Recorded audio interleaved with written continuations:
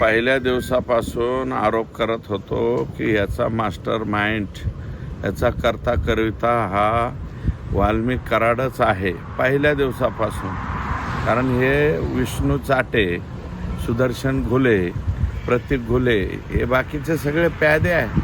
हे वापरून घेणारा आणि वापरणारा एकमेव व्यक्ती म्हणजे वाल्मिक कराड.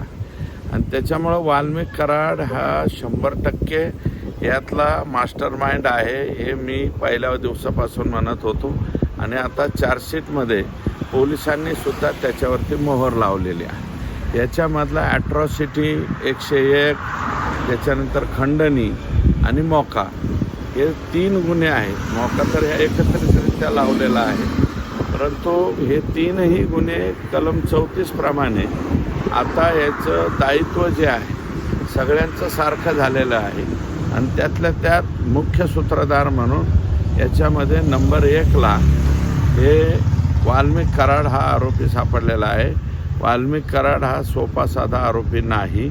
हा वाल्मिक कराड ह्यांनी परळीमध्ये गुंडागर्दी केली, परळीमध्ये राखेमध्ये गुंडागर्दी, वाळूमध्ये ह्यांचे लोक, त्याच्यानंतर प्रत्येक गोष्टीत म्हणजे परळीमध्ये मी म्हणतो स्वातंत्र्य म्हणून काही गोष्टी शिल्लकच ठेवल्या नाही यांनी. फक्त शाई लावायची न घरी पाठवायची माणसं, इथपर्यंत परळीची हवा या लोकांनी टाईट करून टाकली. आता माझं म्हणणं असं आहे की त्या गावांमध्ये जा, परळीमध्ये जा, मतदान कसं झालं आहे, काय झालं आहे बघा. आणि आपोआप सगळं होत असल्यामुळं संपूर्णपणे मूकसंमती हे धनंजय मुंडे देत राहिले. त्यांचं पालकमंत्रीपद ते सांभाळत राहिले, त्यांचं कृषी मंत्रीपद ते सांभाळत राहिले. आणि याच्यामुळे पैसा आला, पैशातून मस्ती अंगात आली आणि मस्ती अंगात येऊन फक्त पैसाच दिसायला लागला. आणि पैसा सोडून दुसरं काहीही नाही या जगामध्ये, फक्त पैसा हेच सर्वश्रेष्ठ आहे असं वाल्मिक कराड यांनी मानलं. आणि त्याच्यामुळं तुम्हाला सांगतो ह्या घटना होत गेल्या.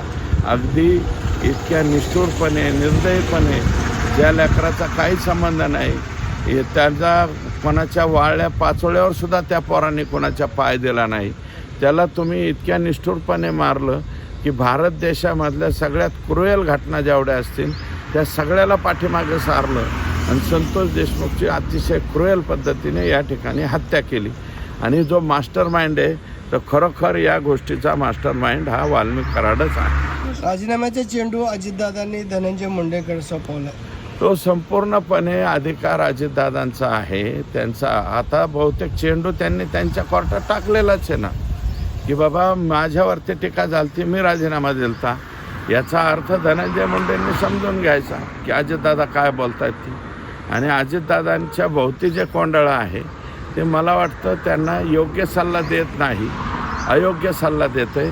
त्याच्यामुळं त्यांच्या पक्षाची अपरिमित हानी निश्चितपणे बीड जिल्ह्यापुरती नाही, महाराष्ट्रामध्ये त्यांच्या पक्षाची हानी होणार आहे या प्रकरणामुळे. यामुळे राज्यकर्त्यांना काम करता येत नाही असं झालेलं आहे.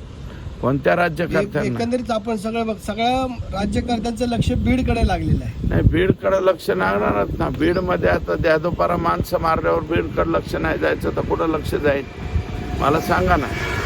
बीडमध्ये सगळंच इम्बॅलन्स करून ठेवलं आहे. इतका इम्बॅलन्स आहे की आम्ही कायम स्वरूपी ओरडतो की बिंदू नामावली प्रमाणे पहिले कर्मचारी आणा.